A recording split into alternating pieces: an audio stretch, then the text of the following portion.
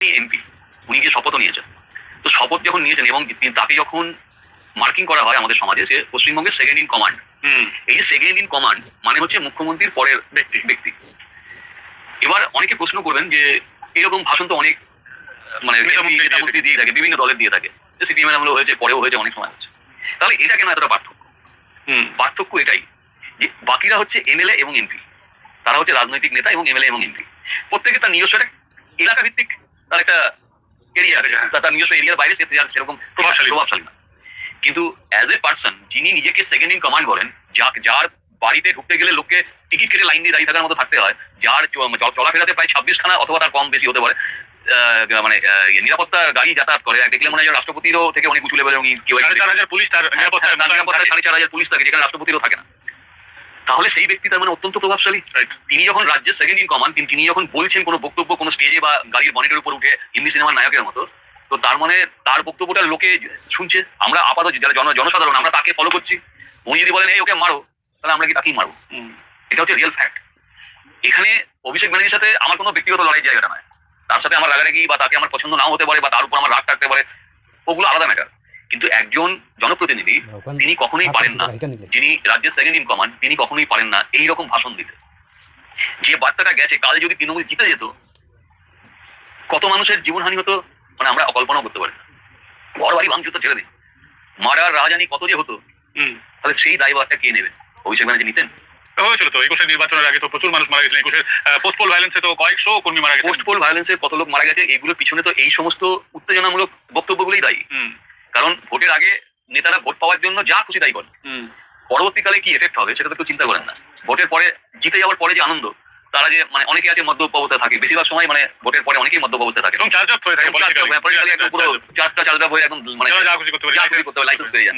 তো সেটা তো হবেই, এই জায়গাটা কন্ট্রোল করাটা জরুরি। সেখানে যদি একজন জনপ্রতিনিধি নিজেই বলেন যে আমি দেখে নেবো, ভোটটা শেষ হোক, ন্যাচারালি যেটা হবে সেটাই হবে। এক্ষেত্রে আরেকটা কথা বলবো যে শুধু অভিষেক বন্দ্যোপাধ্যায় নন, অভিষেক বন্দ্যোপাধ্যায়ের পিসিমা রাজ্যের প্রাক্তন সর্বময় কর্ত্রী, তিনিও বলেছিলেন যে ভোটের পর বিজেপির হয়ে যারা কাজ করছো তোমাদের নাড়ু খাওয়াবো। সেই নাড়ুটা তো মানে তো ইনার মিনিং অন্য থাকতেই পারে। এবার আমি আপনাকে একটা কথা বলি, কোথাও গিয়ে জননেত্রী মমতা ব্যানার্জি তিনি আজও শ্রদ্ধাশীল।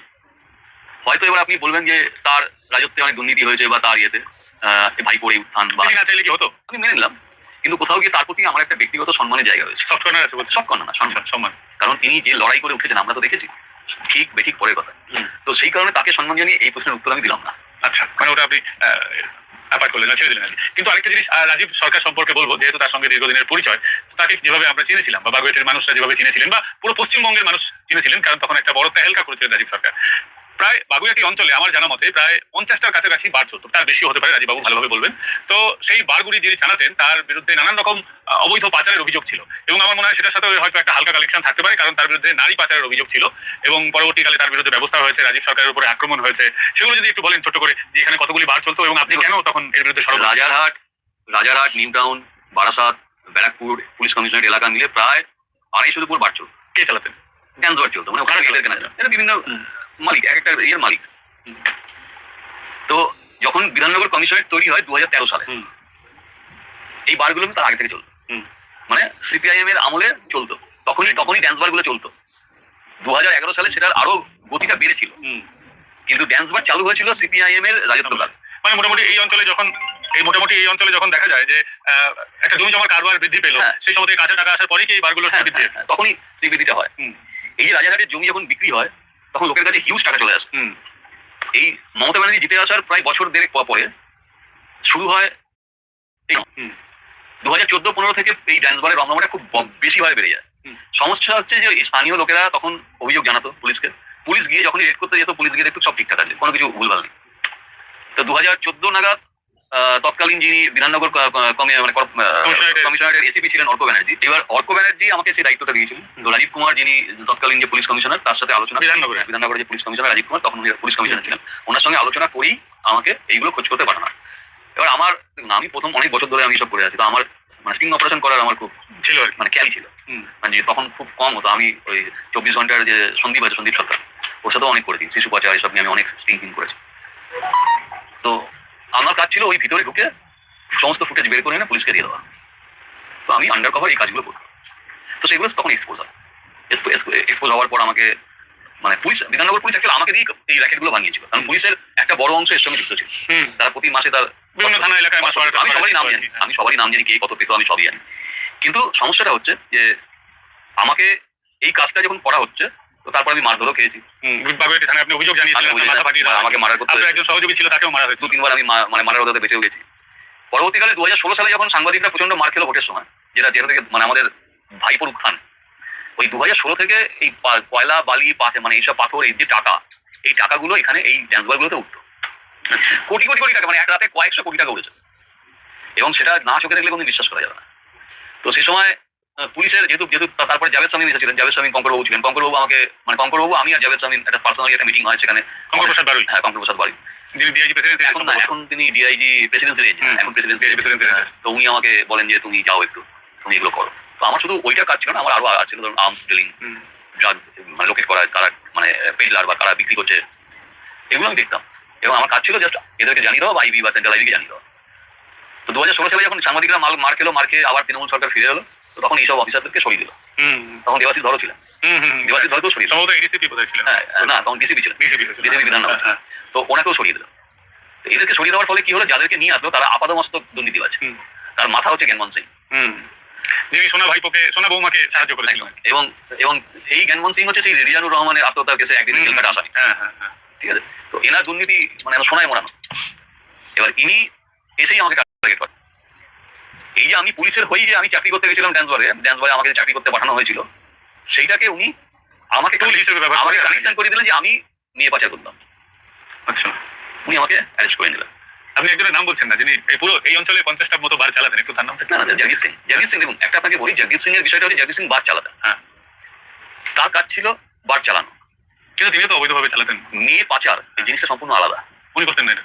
আমি আপনাকে কি বলছি, আমি পুরো একটা রিপোর্ট দিয়েছিলাম 2016 সালের ডিসেম্বর মাসে জ্ঞানমোহন সিংকে। তাতে পরিষ্কার বলা ছিল এই অঞ্চলে কারা কারা মেয়ে সাপ্লাই করতো এবং কারা অ্যাকচুয়াল মেয়ে ট্রাফিকার। সম্ভবত একটা তদন্ত হয়েছিল না, পুলিশের। আচ্ছা, ওই চিঠিটাকে উনি গায়েব করে দিয়েছেন। এবং ওখানে যে 23 জন 24 জনের নাম ছিল যারা মেয়ে পাচারকারী, তাদেরকে উনি পালিয়ে যেতে সাহায্য করেছেন। এবং এই যে আপনাকে আমি বক্তব্যটা বলছি, এটা 2023 সালে আমি সম্পূর্ণ এটা মানে এইরকম মোটা অভিযোগপত্র করে আমি মিনিস্ট্রি অফ হোমকে দিয়েছিলাম এবং ডিজিপি আমাদের পশ্চিমবঙ্গ সরকারকে দিয়েছিলাম। মিনিস্ট্রি অফ রাজীব কুমার কি তখন অন্য কোনো ডিপার্টমেন্ট? আচ্ছা, তিনি ডিজিপি ছিলেন না? না না, তখন উনি আইপিএস অন্য কোনো ডিপার্টমেন্ট। তো 2023 সালে মিনিস্ট্রি অফ হোম অ্যাফেয়ার্স কলকাতায় আসে, এসে তারা পুরো টিম নিয়ে কলকাতায় আসে, এসে আমার অভিযোগের ভিত্তিতে পুরো তদন্ত হয়। আমি মিথ্যে বলছি না সত্যি বলছি, পুরো ইনভেস্টিগেশন হয়। এবং মিনিস্ট্রি অফ হোম অ্যাফেয়ার্স জিজ্ঞাসাবাদ করেন কঙ্করবাবুকে, দেখা যায় যে আমি যা বলেছি সবই সত্যি। সেই রিপোর্ট জমা পড়ে ministry of home affairs. Ministry of home affairs একটা গোপন রিপোর্ট সহ একটা চিঠি পাঠায়, তার একটা চিঠি কপি আমাকে পাঠিয়েছিলেন। সেখানে বলা আছে জ্ঞানমোহন সিং এর এগেইনস্টে ইনকোয়ারি করা যায় 2023 সালে। আজ অব্দি সেটা ইনকোয়ারি নেই। হয়তো আইপিএস লবি কাজ করে সবের বিষয়। কিন্তু আমি একটা জানতে চাইবো যে ওই সময় একটা অভিযোগ উঠেছিল যে নেপাল থেকেও নাকি পশ্চিমবঙ্গের মানে আনা হতো, নেপাল থেকে, বাংলাদেশ থেকে, আমাদের এই সুন্দরবন থেকে আসতো, সব থেকে বেশি আসতো আপনার ঔরঙ্গাবাদ থেকে। এবং এদেরকে নিয়ে আসতো যারা, আমি তাদের নামই দিয়েছিলাম। এরা দেখুন, মিডিয়াকে খাওয়ানো হয়েছে জগদীশ সিং নিয়ে পাচার করে, এরকম রিপোর্ট এটা মিডিয়া পাচার মানে প্রচার করেছে। এটা পুলিশের তরফ থেকে আমাদের জানানো। আমি তো আপনাকে প্রেস করে বা প্রেস হওয়ার পর যেটা হয়, আমি তো সেই জন্যই সেই রিপোর্টটা দিয়েছিলাম 2016 সালের ডিসেম্বর বা জানুয়ারি মাসে, 2017 জানুয়ারি মাসে আমি সেই রিপোর্টটা দিয়েছিলাম। তাতে লেখা আছে কে কারা কারা নিয়ে পাচার করে, পরিষ্কার লেখা আছে। আপনাকে আমি বলছি, জগদীশ সিং একখানা রেন ড্যান্স বার চালাতেন, উপর থেকে জল পড়তো, সেখানে সমস্ত ইয়ং কাপেলরা নাচতো এবং মেয়েরা ভাড়া করেও আসতো। আপনি বিশ্বাস করবেন কিনা জানি না, আমার একটা রিকোয়েস্টে সেটা বন্ধ করে দিয়েছিল। এক, যে রেন ড্যান্স কোনোদিন পুলিশ খুঁজে পায়নি তল্লাশি করতে গিয়ে, আমার এক কথাতে সেই রেন ড্যান্স বন্ধ হয়েছিল। আরেকটা কথা আপনাকে বল, যত ড্যান্স বার ছিল সব ড্যান্স বারে মেয়েদের উপর টাকা উঠতো, লাখ মানে কোটি কোটি টাকা এরকম করে উড়ানো হতো। দেখেছেন এই চোখে দেখা। জগদীশ সিং আমার এক কথাতে উনি সমস্ত ড্যান্স বারে উনি টাকা উড়ানো বন্ধ করে কুপন উড়ানো শুরু করলেন। কুপন উড়ানো তখন নতুন চালু হয়েছিল। কুপন মানে টাকার মতোই দেখতে, ওই বাচ্চারা যে চিলড্রেন্স ব্যাংকে আপনারা দেখেন বাচ্চারা যেসব নিয়ে খেলা করে, কাইন্ড অফ সেরকম না। ওটা হচ্ছে ধরুন চেরি ফল থাকতো বা লেবু থাকতো, ওই রকম মানে কুপন থাকতো, ওই কুপন ওড়াতো ওরা। তার মানে জগদীশ সিং আমার অনুরোধগুলো রেখেছিল। জগদীশ সিং এটাও রেখেছিল যে মেয়েদেরকে কেউ কাজ করতে পারবে না, তার নির্দিষ্ট পরিধি থাকবে, এটা ব্যারিকেড করে দাও। তাহলে সেটাও রেখেছিল। কারণ আমাকে পুলিশ পাঠিয়েছিল ওখানে, কিন্তু জগদীশ সিং সেটা জানতো যে আমাকে পুলিশ পাঠিয়েছে। উনি পুরোটাই জানতেন যে পুলিশ পাঠিয়েছে, কিন্তু আমার কাজ ছিল অরিজিনাল ট্রাফিকার কারা তাদেরকে বার করা, সেটা জগদীশ সিং জানতেন। দেখুন, আমি কারোর বিরুদ্ধে কাজ করছি তার মানে এই নয় যে তাকে আমার পার্সোনাল শত্রু নয়। শত্রুতা তাকে আমায় করতে হবে সবকিছুতেই। তার যদি কোথাও ভালো গুণ থাকে আমাকে আমি বলবো, আমি সমাজকর্মী, আমার বলার কর্তব্য এটা। এবার সে যদি অপরাধী নয় অথচ আসল অপরাধী অন্য কেউ, এর জন্য তো আপনাকে অনেক হ্যাপা পোহাতে হয়েছে, হ্যাঁ। আপনি কলকাতার বাইরে অনেকদিন আপনাকে থাকতে হচ্ছে। না আমাকে 18 মাসে জেল দিয়েছে আর 18 মাস আমাকে বন্দি করে রেখেছে। তো এই জীবনটা তো আমাকে জ্ঞানবন্ত সিং দিয়েছে। জ্ঞানবন্ত সিং এর পুরো টিম আছে, আমি তাদের নাম বলতে চাইছি না কারণ ওটা আন্ডার মানে ইনভেস্টিগেশন আছে, আমি ওই নামটা শুধু একটা নামই আমি বলি এখন জ্ঞানবন্ত। তার একটা নিজস্ব টিম আছে এবং পুরোটাই দুর্নীতি পরায়ণ, তার মধ্যে লিঙ্ক হচ্ছে এই শান্তনু সেনা বিশ্বাস। তো সেটা কি কিছু বলা যায়? না ওটা থাক এখনো তদন্তের মধ্যে আছে, ওটা থাক। মানে আপনি বলছেন জ্ঞানবন্ত সিং, ওই আমরা লিয়ারিতে যেরকম দেখেছি না যে ওখানে লিয়ারির এসটিএফ তৈরি করা হয়েছে, লিয়ারি টাস্ক ফোর্স তৈরি করা হয়েছিল, খানিকটা এরকমভাবেই কাজ করতেন আর কি জ্ঞানবন্ত সিং। সঞ্জু বাবার মতো ওনার ছিল অ্যাকচুয়াল, মানে উনি ছিলেন তোলাবাজিতে মাস্টার, মানে ধুরন্ধরের ওই খানিকটা সঞ্জু বাবার মতো। তো তোলাবাজিতে মাস্টার পিস লোক। মানে আমার কমপ্লেনে সব লেখা আছে, যে কমপ্লেন লেটারটা জমা পড়েছে, মানে চিন্তার বাইরে। এবং এই জ্ঞানবন্ত সিং এর বিরুদ্ধেই অভিযোগ, যখন অভিষেক বন্দ্যোপাধ্যায়ের স্ত্রী রুজিরা নারুলা বন্দ্যোপাধ্যায়, যে নামই হোক, ওনার তো অনেক কিছু নিয়ে নাম এবং পিতৃদেবের নাম নিয়ে সমস্যা আছে, তো সেটা আলাদা বিষয়, কিন্তু ওনার বিরুদ্ধে যে অভিযোগ, উনি যখন সোনা নিয়ে আসছিলেন তখন এই জ্ঞানবন্তের বিরুদ্ধেই অভিযোগ যে পুরোটাকে মিসহ্যান্ডেল করেছিলেন, এরকমটা অভিযোগ। পরবর্তীকালে আমরা দেখেছি যে একদিন আগে শুভেন্দু অধিকারী তিনিও 24টা অভিষেক বন্দ্যোপাধ্যায়ের প্লট বা তার দুর্নীতির বিরুদ্ধে মুখ খুলেছেন। এগুলো সম্পর্কে কি আপনি কোনো মন্তব্য করবেন? দেখুন একজন মানে আমি জানি না ওনার শিক্ষাগত যোগ্যতা কতটা, উনি বলেন এমবিএ, না এমবিএ যেটা উনি বলেন সেক্ষেত্রে আমি আপনাকে বলি, আইআইপিএম থেকে উনি এমবিএ দাবি করেন। আমার পরিবারেরও একজন সদস্য আইআইপিএম থেকে পড়াশোনা করে ঠকেছেন। আইআইপিএম পুরো একটা ফেক ইউনিভার্সিটি, যার কোনো ইয়ে ছিল না, ফলে ওনার ওটা ভ্যালিড হবে না এখন। আইআইপিএম হচ্ছে একটা ফেক ইউনিভার্সিটি যেখান থেকে উনি এমবিএ করেছেন বলে দাবি করেন, কিন্তু এমবিএ ওখানে আইআইপিএম এর কোনো রেজিস্ট্রেশন নেই, পুরোটাই আইআইসিটি বাতিল করে দিয়েছে এক, এবং ওটা নিয়ে মামলা হয়েছে। এবং দ্বিতীয় উনি নবনারায়ণদায় পড়তেন, সেখানে উনি ফেল করেছিলেন বলে জানা যায়। এটা আমি আপনাকে বলে দিচ্ছি। আমি এতটা জানতাম না, তাই ভালোই হয়েছে। বিষয়টা হচ্ছে উনি যে ফ্যামিলি হোক বা যতটাই ওনার শিক্ষাগত যোগ্যতা হোক, উনি যে পেল্লাই বাড়িতে থাকেন, আমি এই জীবন কেন আমার 7 জন্ম মরে গেলে আমি এরকম পেল্লাই বাড়ি বানাতে পারবো না, ওরকম তোলাবাজি করলে কেন পারবেন? আমি সুযোগ পেয়েছিলাম, আমি যা সুযোগ পেয়েছি জীবনে টাকার, সে মানে আমি এরকম থাকার কথা নয়। আমি মানে মার্সিডিজ 10টা মার্সিডিজ আমার পেছনে ঘুরে বেড়াতো, আমি এতটাই। জাগির সিং এর সঙ্গে যারা সে সময় ছিলেন তারা অনেক কিছু করে। আমি জীবনে কারণ আমাকে জাগির সিং জানতো যে পুলিশের লোক, ওটা ও খুব ভালো করে জানতো, কারণ ও আমাকে চাকরিটা দেওয়ার সময় পুলিশ যখন মানে কঙ্করবাবু জাভেদ সামিমের সঙ্গে কথা বলেই, যে কঙ্করবাবু কথা বলেন জাগির সিং এর সঙ্গে যে ওর একটা কাজেরও দরকার আছে আর আমাদেরও কিছু প্রয়োজন, আমাদের কিছু ইনফরমেশন লাগবে, তো তুমি ওকে নিয়ে নাও, ও খুঁজে বার করুক যে কারা এইসবগুলো করছে। এবং বিশ্বাস করুন আমি সত্যি কথা বলছি, আমি যখন ওই মানে বাইরে যখন কাজ করতাম, মেয়েরা আমাকে অত্যন্ত ভালোবাসতো, তারা আমাকে নিজেরা দেখিয়ে দিয়েছে এই লোকটা ট্রাফিকার, এবং তারা আমাকে বলতো যে আমরা কিছু করতে পারলাম না দাদা, এটাকে ছিল না। জ্ঞানবন্ত সিং সেই জায়গাটাকে নষ্ট করে দিয়েছে। এবং আপনাকে আমি এইবার মানে রেকর্ডে বলছি, জ্ঞানবন্ত সিং সেটা কনফার্ম মানে এর আগের পুলিশ কমিশনার লিখিত, আমার একটা চিঠি মানে একটা কোনো ডকুমেন্ট বিধাননগর কমিশনারে নেই, এমনকি বাগেরহাট থানাতেও নেই। মানে আমার সব চিঠিপত্র সব মিসিং, এবং লিখিত দিয়েছে আমাকে সরকারিভাবে। আপনি বুঝতে পারছেন কত বড় বিরাট বড় র্যাকেট চলতো, এবং এর মধ্যে পুলিশই জড়িয়ে ছিল।